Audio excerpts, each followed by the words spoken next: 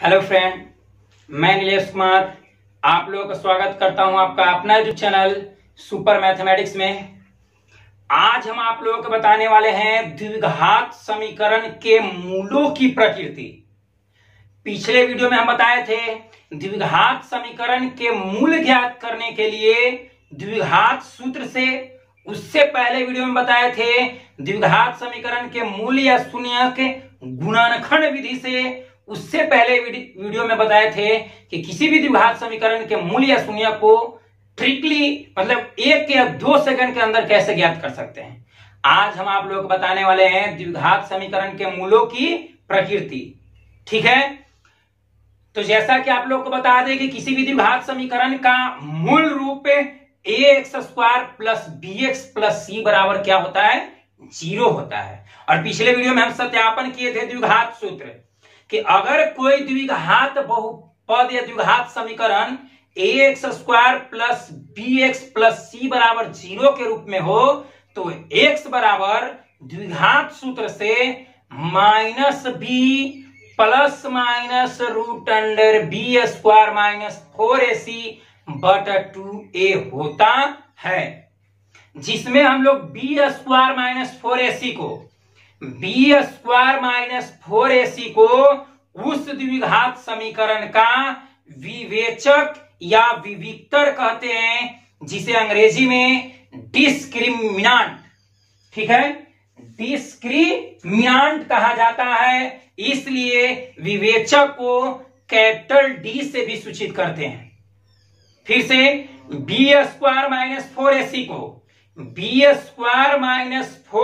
को द्विघात समीकरण का विवेचक या विविक्तर कहते हैं, जिसे अंग्रेजी में डिस्क्रिमिनांट, इसलिए हम लोग विवेचक को कैपिटल डी से डिनोट करते हैं। क्यों? क्योंकि उसे इंग्लिश में क्या कहते हैं हम लोग, डिस्क्रिमिनांट। इस चलते इसे हम लोग किससे सूचित करते हैं, डी से। फिर से देखते हैं, यदि कोई द्विघात समीकरण ax² plus bx plus c बराबर 0 हो तो द्विघात सूत्र से हम पिछले वीडियो में इसका सत्यापन किए थे, सिद्ध किए थे कि x बराबर -b plus minus √b² minus 4ac, x बराबर -b plus minus √b² minus 4ac बटा 2a होता है। क्या बराबर, कितना बराबर, x बराबर किससे, द्विघात सूत्र से। इसका सत्यापन कर चुके हैं। अगर द्विघात समीकरण ax² plus bx plus c बराबर हो, इतना बराबर हो 0 हो तो b² माइनस 4ac को द्विघात समीकरण का विवेचक कहते हैं। द्विघात समीकरण का विवेचक या विवेचक का ही दूसरा नाम है विविक्तर, विविक्तर, जिसे अंग्रेजी में क्या कहते हैं, डिस्क्रिमिनांट। इसलिए इससे हम लोग किससे सूचित करते हैं, डी से। मतलब विवेचक को किससे सूचित करते हैं, डी से। विवेचक किसे कहेंगे, b² माइनस 4ac को, b² माइनस 4ac को द्विघात समीकरण का विवेचक कहा जाता है, जिसे कैपिटल डी से सूचित करते हैं। इसलिए डी बराबर क्या होता है बाबू, डी बराबर होगा b² माइनस 4ac, डी बराबर होगा b² माइनस 4ac।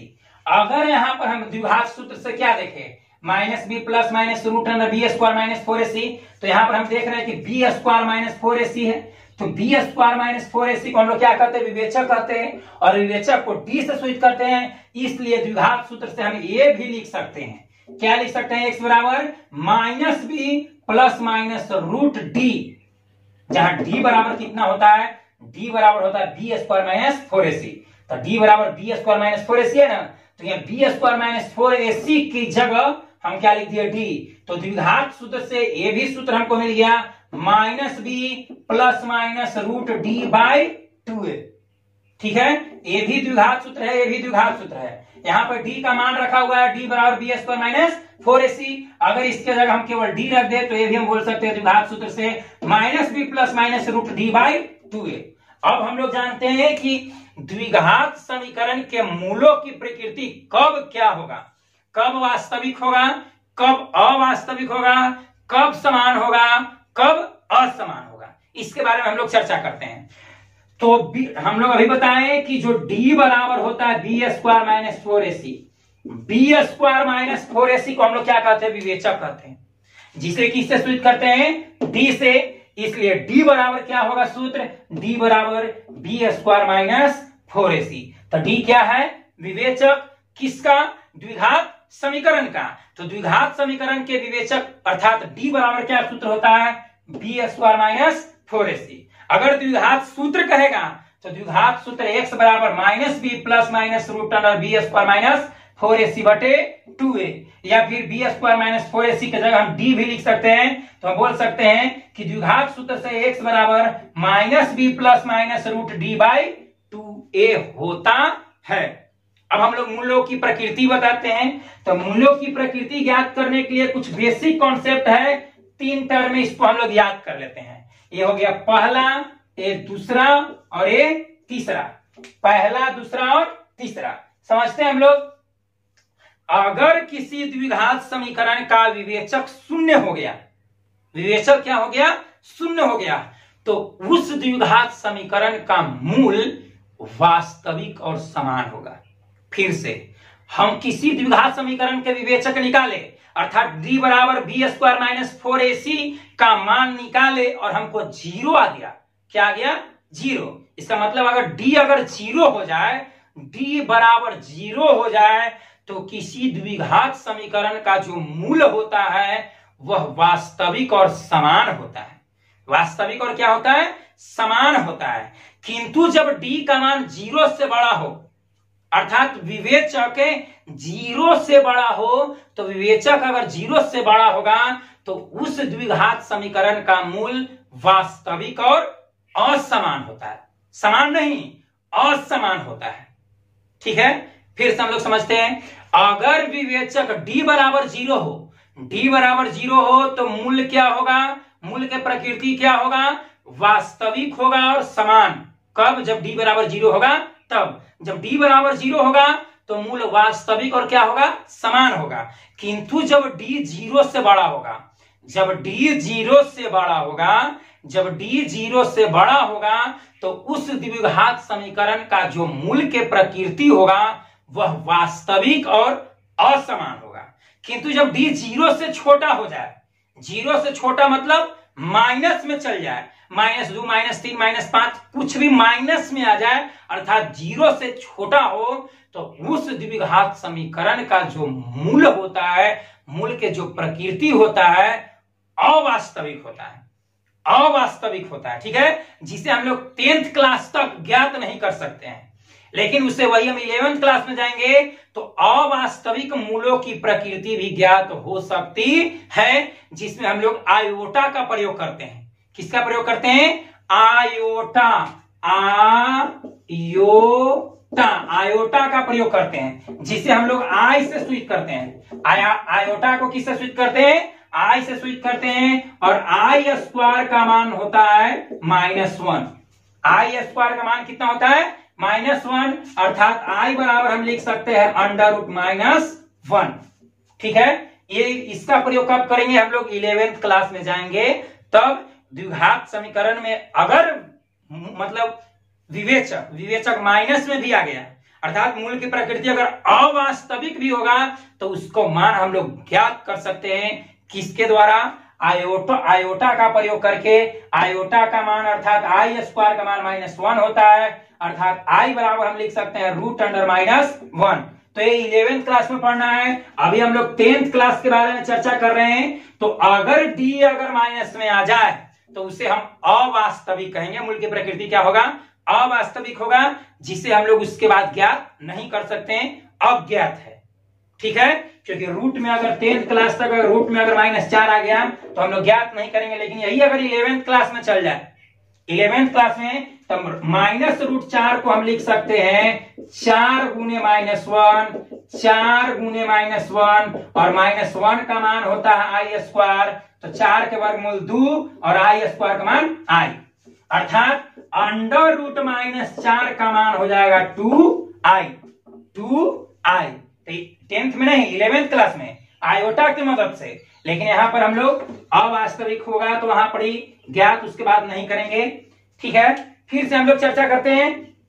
हम लोग 10th क्लास के बारे में पढ़ रहे हैं, तो 10th क्लास में हम लोग विवेचक अर्थात मूल की प्रकृति के बारे में पढ़ रहे हैं। तो अगर डी 0 के बराबर हो जाए, विवेचक अगर 0 आ गया तो मूल की प्रकृति वास्तविक एवं क्या होगा, समान होगा। अगर विवेचक 0 से बड़ा रहेगा तो मूल की प्रकृति वास्तविक एवं क्या होगा, असमान होगा। वास्तविक एवं क्या होगा, असमान होगा। लेकिन अगर डी का मान 0 से छोटा, 0 से बड़ा कहे का मतलब पॉजिटिव, 0 से बड़ा कहे का मतलब पॉजिटिव, 1 2 3 4 5 6 ऐसा प्लस में आए। अगर डी का मान प्लस में आए, 0 से बड़ा आए, तो मूल की प्रकृति वास्तविक एवं असमान होता है। वास्तविक एवं क्या होता है, असमान होता है। किंतु जब डी का मान 0 से छोटा हो, 0 से छोटा बोले तो माइनस में हो, नेगेटिव हो, अर्थात -1 -2 -3 -4 इस तरह से आए, माइनस में कोई संख्या है तो वो मतलब 0 से छोटा होगा। अगर विवेचक 0 से छोटा होगा तो मूल की प्रकृति क्या होगा, अवास्तविक होगा। क्या होगा, अवास्तविक। वास्तविक दो टर्म में होगा, जब 0 से बराबर होगा या 0 से बड़ा होगा। 0 से बड़ा भी होगा तब पर भी वास्तविक, 0 के बराबर होगा तो ये वास्तविक होगा। लेकिन जब 0 से बड़ा होगा तो वास्तविक और समान होगा। वास्तविक और क्या होगा, समान होगा। और 0 से बड़ा होगा मतलब 0 के बराबर होगा तब वास्तविक और समान, और 0 से बड़ा होगा तो वास्तविक और असमान। ठीक है, फिर से देखते हैं हम लोग। अगर विवेचक 0 के बराबर हुआ, अगर विवेचक 0 के बराबर होगा तो मूल की प्रकृति वास्तविक एवं क्या होगा, समान होगा। वास्तविक एवं समान। अगर जब d बराबर 0 हो जाएगा तो मूल का मान हम लोग ऐसे भी ज्ञात कर सकते हैं -b/2a से भी, अर्थात जो मूल का मान होगा -b/2a पहला, और दूसरा भी होगा -b/2a। अगर जब d अगर 0 से बड़ा अर्थात प्लस में आए तो मूल की प्रकृति जो होगा वास्तविक एवं असमान, वास्तविक एवं असमान होगा। जिसे ज्ञात करने के लिए हम लोग सूत्र का प्रयोग करेंगे, -b ± √d/2a, या फिर -b ± √b² - 4ac/2a। क्यों, क्योंकि d बराबर सूत्र होता है b² - 4ac, जिसे विवेचक या विविक्तर या डिस्क्रिमिनांट कहते हैं। ठीक है, अगर जब d 0 से छोटा अर्थात माइनस में आ जाए तो मूल की प्रकृति अवास्तविक होगा, जिसका मान अवास्तविक होगा, अर्थात उसके आगे हल नहीं कर सकते हैं 10th लेवल तक। लेकिन अगर 11th में जाए तो उसको भी आयोटा की मदद से हल कर सकते हैं। अब कुछ उदाहरण से समझते हैं कि किसी भी द्विघात समीकरण के मूलों की प्रकृति किस प्रकार ज्ञात करते हैं। तब तक इसको नोट कीजिए। तो कुछ उदाहरण लेकर देखते हैं कि किसी द्विघात समीकरण के मूल की जो प्रकृति किस प्रकार वास्तविक होगा, किस प्रकार अवास्तविक होगा, कब समान होगा, कब असमान होगा। अर्थात हम लोग किसी द्विघात समीकरण के मूलों की प्रकृति ज्ञात करते हैं। ठीक है, देखते हैं।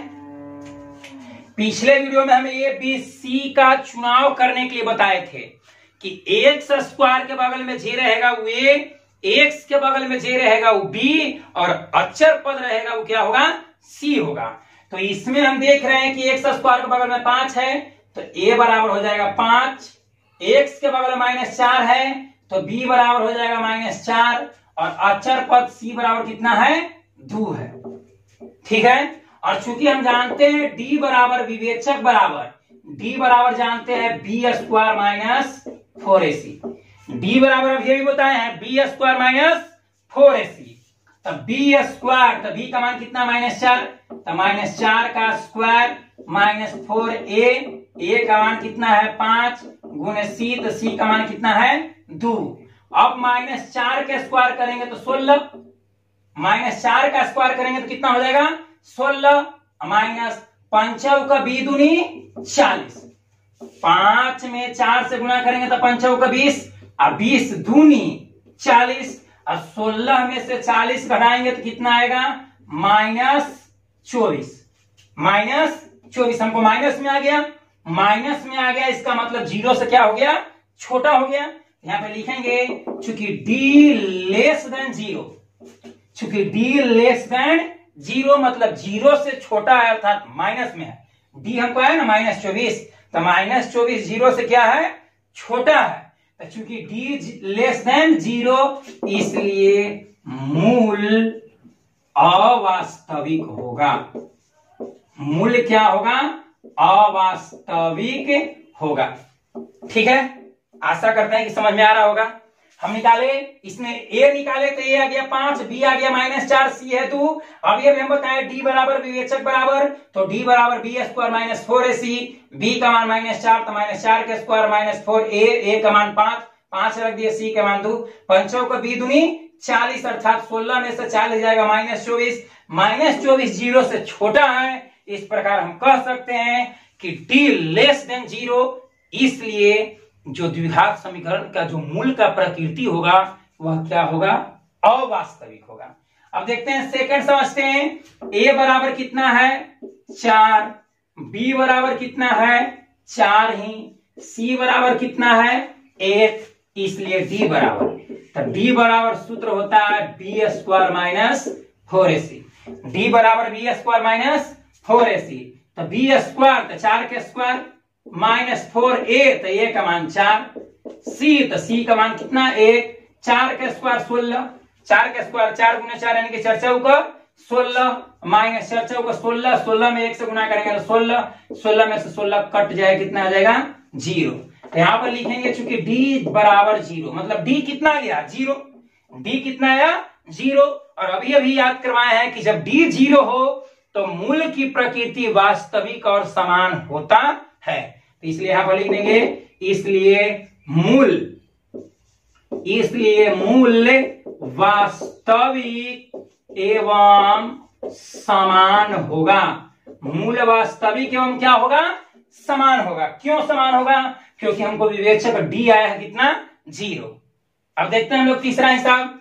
तीसरा a बराबर कितना हो जाएगा? 2, x स्क्वायर के बगल में a बराबर 2, b कितना है? -4, c कितना है? 3, इसलिए हम निकालेंगे d बराबर सूत्र होता है b square minus 4ac, d बराबर b स्क्वायर माइनस 4ac, तो b स्क्वायर, तो b के जगह कितना है? -4, तो -4 के स्क्वायर कर देंगे, -4a, का मान कितना है? 2, अब गुने c, तो c का मान कितना है? 3, अब -4 के स्क्वायर 16, -4 के स्क्वायर 16 होगा। अब 4 दूनी 8 तिया 24, 4 दूनी 8 तिया 24, तो 16 में से 24 जाएगा तो आ जाएगा -8, 16 में से 24 जाएगा, छोटका में से बड़का जाएगा तो कितना माइनस में आएगा? तो 16 में से 24 जाएगा तो -8। अब -8 आया, माइनस में आया, तो माइनस में आया तो पक्का 0 से छोटा है, तो नीचे यहाँ पे लिख देंगे कि चूंकि d लेस देन 0, इसलिए मूल अवास्तविक होगा। मूल क्या होगा? अवास्तविक होगा। क्यों? क्योंकि d हमको आया -8 अर्थात 0 से छोटा आया। इसमें देखते हैं a बराबर कितना है? 6, b बराबर -11, c बराबर कितना है? 3, c बराबर कितना है? 3, इसलिए d बराबर, तो d बराबर सूत्र होता है b square minus 4ac, d बराबर b स्क्वायर माइनस 4ac। अब b, तो b का मान कितना? -11, तो -11 के स्क्वायर -4a, a का मान कितना है? 6 गुने c, तो c का मान कितना है? c का मान 3। ठीक है, अब -11 का स्क्वायर करेंगे तो 121, माइनस 6 चौका 24, 24 तिया 72, 11 के स्क्वायर करेंगे -11, इसे जानते होंगे कि x स्क्वायर बराबर x गुने x, a स्क्वायर बराबर a गुने a। ठीक उसी प्रकार -11 के स्क्वायर को हम लिख सकते हैं -11 गुने -11। अब माइनस माइनस कितना हो जाएगा? प्लस 11 में 11 से गुणा करेंगे तो 121। ठीक है, तो -11 का स्क्वायर कर दिया 121, माइनस 6 चौका 24 किया कितना? 72। अब 121 में से 72 घटाएंगे, 121 में से 72 घटाएंगे तो यहाँ पर 11 में से 2 जाएगा 9 हो जाएगा। अब यहाँ हो गया 4, यानी कि 49 होगा। कितना होगा? 49। ठीक है, तो यहाँ पर 49 लिख दिए। अब बताओ 49 0 से बड़ा है कि छोटा? तो 49 0 से बड़ा है, तो यहाँ पे लिखेंगे चूंकि d ग्रेटर देन 0, मतलब d 0 से बड़ा है। और अभी बताया कि जब d 0 से बड़ा हो तो मूल वास्तविक एवं असमान होगा। जब d 0 के बराबर होगा तो मूल क्या होगा? वास्तविक और समान। जब d 0 से बड़ा होगा तो वास्तविक और असमान। किंतु जब डी 0 से छोटा हो जाएगा तो अवास्तविक हो जाएगा। 10th लेवल तक, 10वां तक उसको हम लोग ज्ञात नहीं कर सकते हैं अवास्तविक वाला। वही जब हम 11th क्लास में जाएंगे तो आयोटा की मदद से ज्ञात कर सकते हैं। आयोटा बोले तो आई स्क्वायर मान कितना होता है -1, अर्थात आई बराबर √(-1), जो 11th क्लास में कॉम्प्लेक्स नंबर में भी पढ़ना है, उससे पहले द्विघात समीकरण अर्थात क्वाड्रेटिक इक्वेशन में भी पढ़ना है। आशा करते हैं कि समझ में आ रहा होगा। कुछ और उदाहरण लेकर देखते हैं, तब तक इसको उतारिए। देखते हैं कुछ और उदाहरण, जैसे कि ऊपर लिखा हुआ है 5x² - 4x + 2 = कितना 0। इसको हमको मूल के प्रकृति बताना है कि वास्तविक होगा या अवास्तविक होगा। तो देखते हैं x² का गुणांक कितना है 5, x² का कोफिशिएंट कितना है 5, तो a का मान कितना हो जाएगा, a बराबर लिख देंगे 5, b बराबर कितना हो जाएगा -4, x के बगल में जो रहेगा वो b और कांस्टेंट टर्म जितना रहेगा वो c, तो कांस्टेंट टर्म कितना है 2, यहाँ पर c बराबर कितना लिख देंगे 2।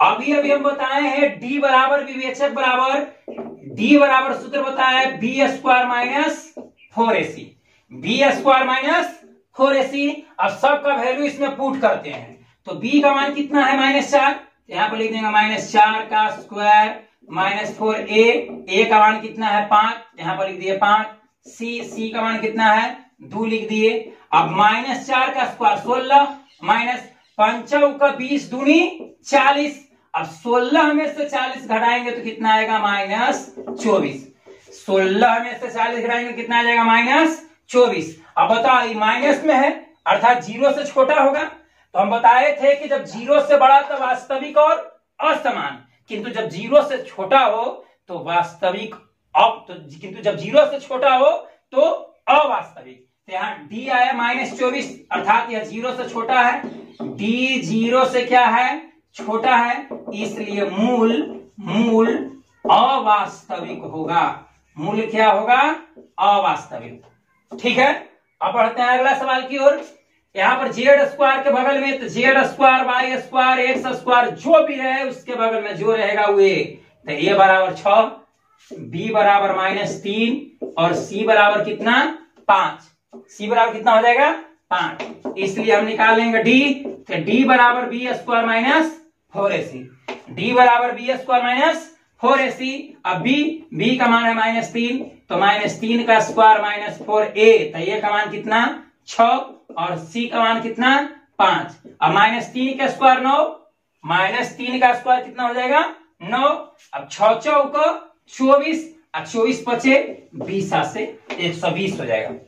ठीक है, अब 9 में से 120 घटाएंगे तो आएगा -111, -111। माइनस में है अर्थात 0 से क्या होगा छोटा, अगर प्लस में आएगा तो 0 से बड़ा और माइनस में आएगा तो 0 से छोटा। तो यहाँ पे लिखेंगे चूंकि d लेस देन कितना 0, इसलिए मूल क्या होगा अवास्तविक होगा।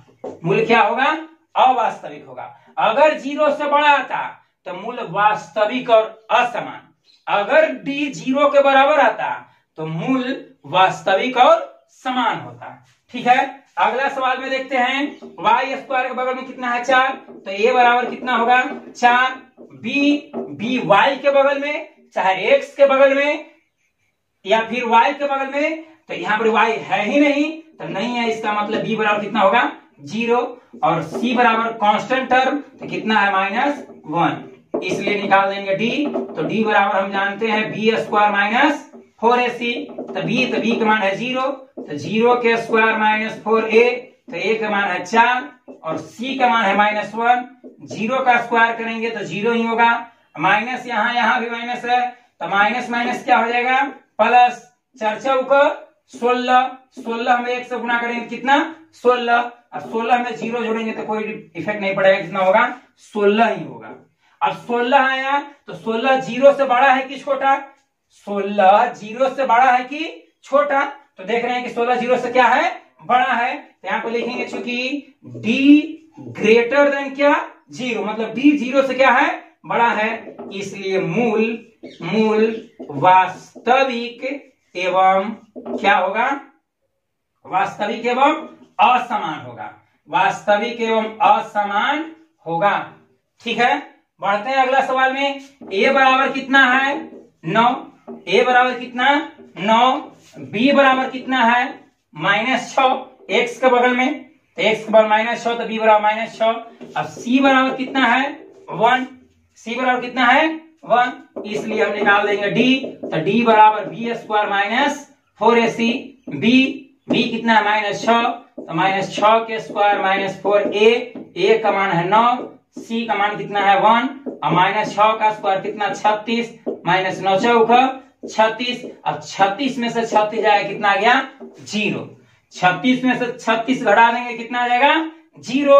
अब हमको d आ गया 0, यहाँ पर लिखेंगे चूंकि d बराबर क्या 0, इसलिए मूल वास्तविक एवं समान होगा। जब d 0 के बराबर आ जाए तो उस द्विघात समीकरण का जो मूल की प्रकृति होता है वह वास्तविक और समान होता है। आशा करते हैं कि आप लोगों के समझ में आया होगा। अगर आप लोगों को समझ में आया तो प्लीज इसको लाइक कर दीजिए। अगर इस चैनल पर पहली बार आए हैं तो प्लीज इसको सब्सक्राइब कर दीजिए, ताकि कोई भी वीडियो हम अपलोड करें तो उसका तुरंत आप लोगों के पास नोटिफिकेशन पहुंच जाए। ठीक है, और अपने दोस्तों के पास भी शेयर कीजिए ताकि उन लोगों को भी इसका बेनिफिट मिले। ठीक है, आज के लिए इतना ही, मिलते हैं अगले वीडियो में।